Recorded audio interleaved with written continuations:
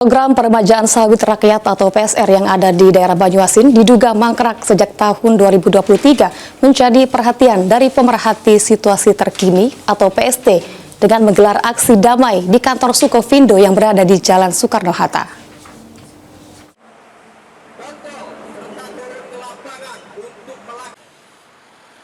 Membawa spanduk ukuran besar, sejumlah massa dari pemerhati situasi terkini atau PST menggelar aksi damai di kantor Sukovindo yang berada di Jalan Soekarno-Hatta.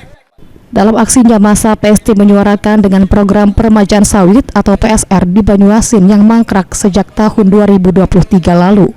PST menduga adanya kelalaian dari pihak Sukovindo saat melakukan proses verifikasi setelah menerima data dari Dinas Perkebunan dalam penerimaan bantuan program PSR tersebut. Sehingga harusnya 185 hektar lahan namun yang terrealisasi hanya 20 hektar sehingga menimbulkan mangkraknya program PSR dari pusat tersebut. Lahan sawit tapi masih tetap dapat bantuan.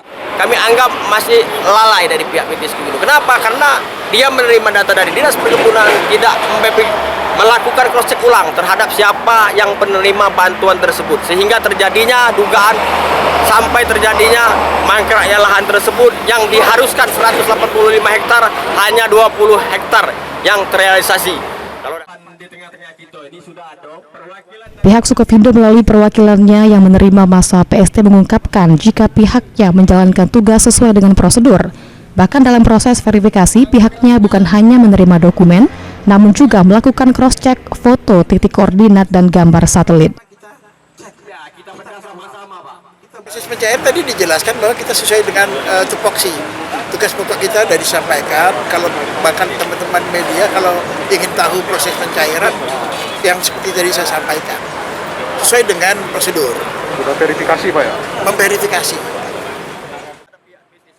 Setelah mendengarkan penjelasan dari pihak Sukovindo, selanjutnya massa PST membubarkan diri dari kantor Sukovindo dan selanjutnya akan menggelar aksi serupa ke Kejaksaan. Tim Liputan PAL TV.